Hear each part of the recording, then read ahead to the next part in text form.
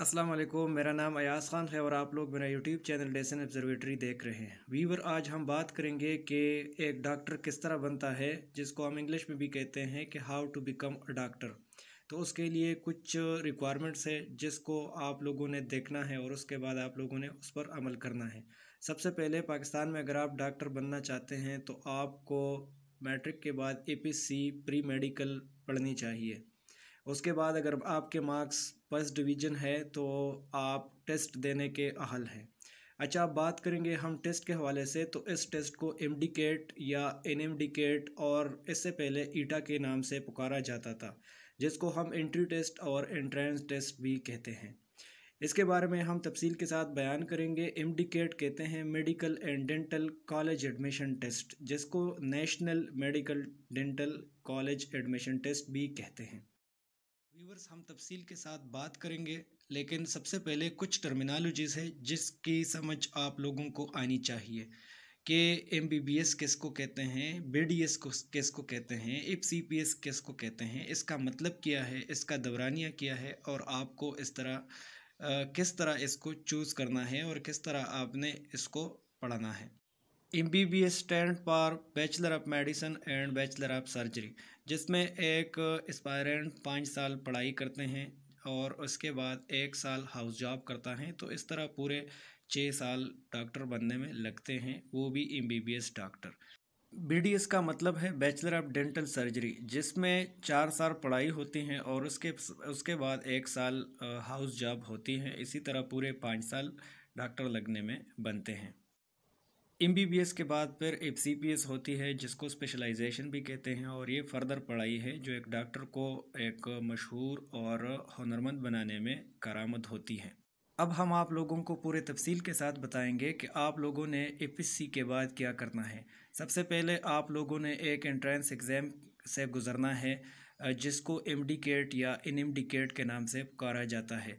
तो उसका सिलेबस क्या है, उसका कंपोजिशन क्या होगा, इसमें फ़िज़िक्स कितना होगा, केमिस्ट्री कितना होगा, बायो कितना होगा, इंग्लिश पोर्शन कितना होगा, इस पर अभी हम बात करने वाले हैं। तो हम आप लोगों को स्क्रीन पर दिखाएंगे भी, और इस चीज़ की तफसील करने के बाद फिर हम आप लोगों को तरीके बताएंगे कि आप लोगों ने कौन कौन से तरीके अपनाने हैं जिसके ज़रिए से आप लोग कामयाबी हासिल कर सकते हैं। और इंशाल्लाह मैं उम्मीद कर देता हूँ अगर आप लोगों ने उन उसूलों पर पाबंदी से अमल किया तो आप लोगों को डॉक्टर बनने से कोई नहीं रोक सकता। सिलेबस पर जाने से पहले आप लोगों को कुछ चीज़ों के बारे में समझाते हैं। ये तस्वीर में आप लोग तस्वीर के राइट तरफ पर देख रहे हैं कि लिखा है medical colleges in KPK Khyber Pakhtunkhwa में जितने भी मेडिकल कॉलेजेस हैं उसके नाम मैंने यहाँ पर लिखे भी हैं। Affiliated medical colleges with KMU का मतलब है खैबर मेडिकल यूनिवर्सिटी, जो कि KMC से यूनिवर्सिटी पर प्रमोट हो चुकी है। आप लोग नीचे देख रहे हैं, सबसे पहले लिखा है KMC खैबर मेडिकल कॉलेज, जो कि पेशावर में है और मेरिट के लिहाज से सबसे टॉप पर होता है। उसके बाद अयूब मेडिकल कॉलेज है जो कि एबटाबाद में है और मेरिट के लिहाज से ये तकरीबन सेकंड नंबर पर आता है। इसके बाद है बाचा खान मेडिकल कॉलेज मर्दान में वाक़या है, और उसके बाद सीधू मेडिकल कॉलेज जो कि सवात में वाक़या है। इसके बाद है गोमल मेडिकल कॉलेज एंड बनू medical college, Kohat medical college and Swabi में भी एक मेडिकल कॉलेज है, और नौशेरा में भी मेडिकल कॉलेज बनने वाला है या शुरू हो चुका है। तो चलिए जी, सिलेबस पर चलते हैं और उसको डिस्कस करते हैं कि उसका सिलेबस है क्या और इसका कंपोजिशन क्या है, और इसमें आप लोगों ने कौन कौन से सब्जेक्ट और कहाँ कहाँ तक जो है कवर करने हैं। तो लेट्स।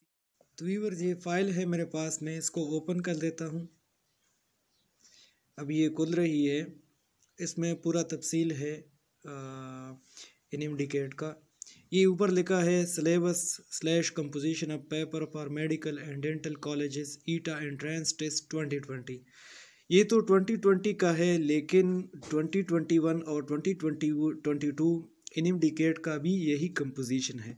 इसमें आप लोग देख रहे हैं, ये लिखा है बायोलॉजी के 80 MCQs है, केमिस्ट्री के 60 MCQs है, फिज़िक्स के 40 MCQs है और इंग्लिश के 20 MCQs है।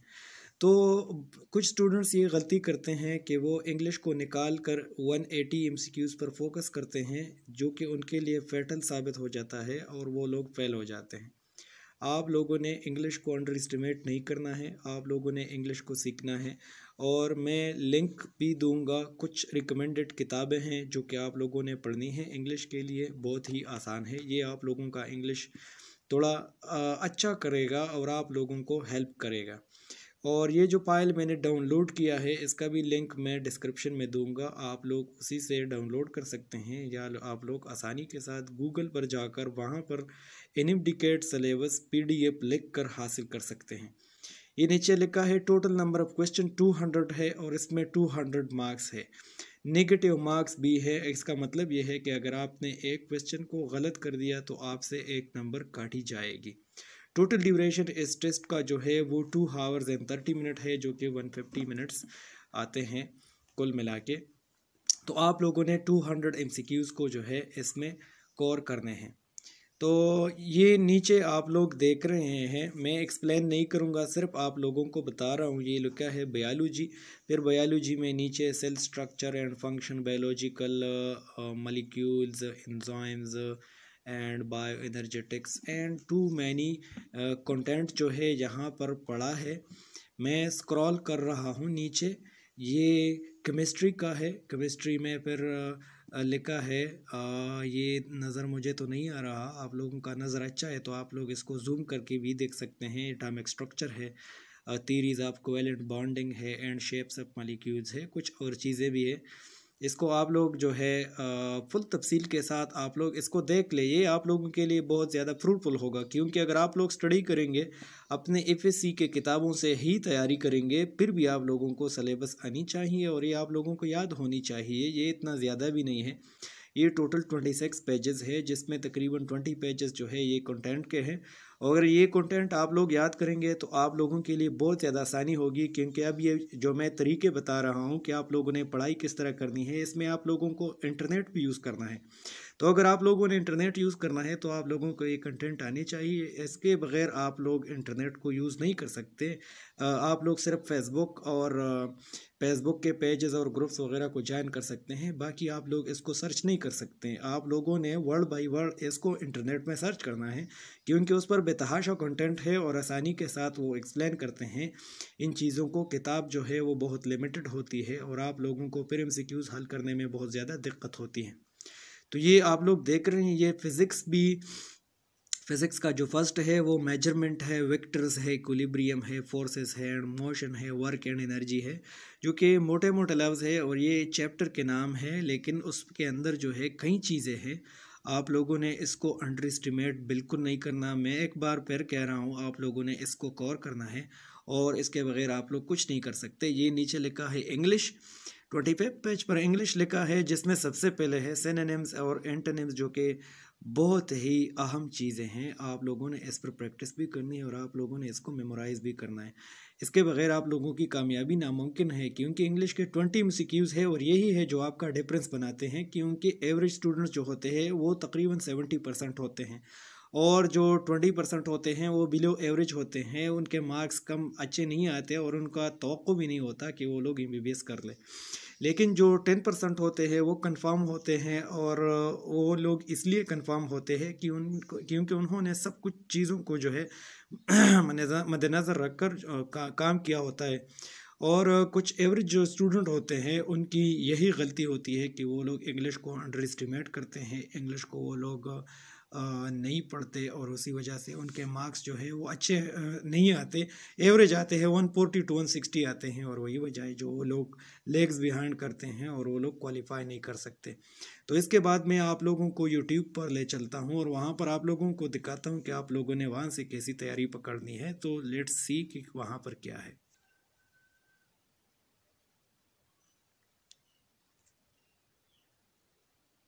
तो ये आप लोग देख रहे हैं कि कई जो लिंक्स हैं गूगल में आ चुके हैं। किंग एडवर्ड मेडिकल यूनिवर्सिटी है जो कि पंजाब में है और ये पाकिस्तान के बेहतरीन इंस्टीट्यूशन में शामिल है। इसके अलावा अल्लामा इकबाल मेडिकल कॉलेज लाहौर में है, जनाब मेडिकल कॉलेज यूनिवर्सिटी में है, RV मेडिकल कॉलेज जो कि बहुत ही जाने पहचाने नाम है और ये पाकिस्तान नेशनल सतह पर होते हैं। बहुत ही आला किस्म के इंस्टीट्यूशन है, जिसमें अगर कोई एस्पायरेंट एडमिशन लेने में कामयाब हो जाता है तो उसका MBBS जो कि प्रोविंशियल लेवल पर MBBS होती है उससे थोड़ा स्टैंडर्ड में अच्छा होता है। यहाँ पर ये कुछ लोगों ने सवाल किए हैं, people also ask that how much MBBS cost Pakistan, के मतलब पाकिस्तान में MBBS पर कितने पैसे आते हैं। तो ये यहाँ पर लिखा है fees structure tuition fees PKR 2,20,000 per year जो है ये पाकिस्तान में ख़र्चा आता है और फॉरेन स्टूडेंट के लिए $20,000 है। तो ये शायद उन्होंने प्राइवेट इंस्टीट्यूशन से लिया है, क्योंकि अगर आपने इनएमडिकेट ईटा टेस्ट पास कर लिया और आपने खैबर पख्तूनख्वा के गवर्नमेंट कॉलेज में एडमिशन ले लिया तो आपका ख़र्चा जो है वो इतना ज़्यादा नहीं है और हार्डली 30 to 35,000 पर ईयर है। फिर और भी क्वेश्चन है, is MBBS in Pakistan worth it, कि मतलब पाकिस्तान में MBBS करने का कोई मकसद है भी या नहीं है। How can I get MBBS इन पाकिस्तान, पाकिस्तान में मैं किस तरह MBBS में एडमिशन ले सकता हूँ। कई क्वेश्चंस है। नीचे अगर आप लोग देख लें, लिखा है MBBS medicine MBBS universities and colleges in Pakistan. अगर आप लोग इस पर क्लिक करेंगे तो आप लोगों के पास पूरा तफसील आ जाएगा कि किस तरह आप लोग MBBS कॉलेज या यूनिवर्सिटी अपने लिए पाकिस्तान में सेलेक्ट कर सकते हैं। नीचे आप लोग अब अगर आ जाए तो यहाँ पर लिखा है national university of medical sciences, जिसको NUMS भी कहते हैं, और कई और भी लिंक्स है। MBBS bachelor of medicine, bachelor of surgery MC Pakistan, and इसके अलावा MBBS एडमिशन 2021 इन पाकिस्तान, पंजाब कॉलेजेस जो कि पंजाब के स्टूडेंट्स के लिए है, list of medical schools in Pakistan. Wikipedia पर भी ये अगर आप लोग क्लिक कर ले तो आप लोगों को पूरा तफसील के साथ बताएगा कि कितने पाकिस्तान में मेडिकल कॉलेजेस है, कहाँ कहाँ है, और आप लोगों ने किस तरह उसमें एडमिशन जो है सिक्योर करना है। तो ये मैंने आप लोगों को सिर्फ यही समझाना था कि MBBS इन पाकिस्तान। इसके बाद आप लोग YouTube पर भी जाएंगे और YouTube में आप लोग सर्च करेंगे, डिफरेंट कीवर्ड्स है। मैं आप लोगों को अभी YouTube पर ले चलता हूँ।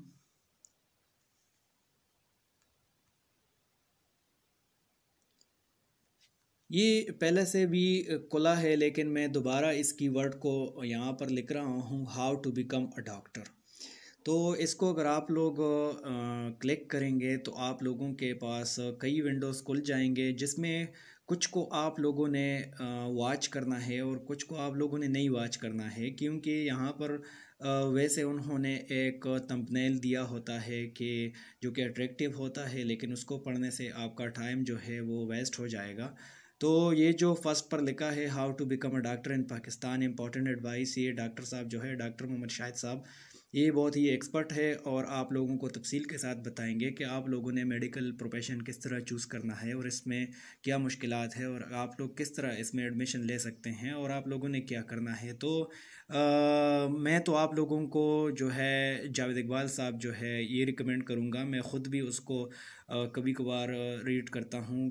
कोई डिज़ीज़ या कोई इसी तरह कोई एडवाइस वगैरह जो है अगर वो देना चाहते हैं तो मैं वॉच कर देता हूँ उसकी वीडियोस, और वो एक मोटिवेशनल स्पीकर भी है और एक अच्छा इंसान भी है, तो आप लोग इसको भी जो है रीड कर सकते हैं। यहाँ पर कुछ और भी लिखा है, डॉक्टर चद्दू जी लिखा है, इसको तो मैंने नहीं पढ़ा, आप लोग अगर पढ़ना चाहते हैं तो आप लोग पढ़ सकते हैं, लेकिन मैं आप लोगों को ये सजेस्ट करूँगा, ये जो लिखा है how to become a doctor by Yusuf Alamas, a children series, ये भी बहुत ज़बरदस्त सीरीज़ है और उन्होंने बनाई है स्टूडेंट्स के लिए कि वो किस तरह इस प्रोफेशन को सेलेक्ट करते हैं, कर सकते हैं और उनको किस तरह इसमें काम करना है।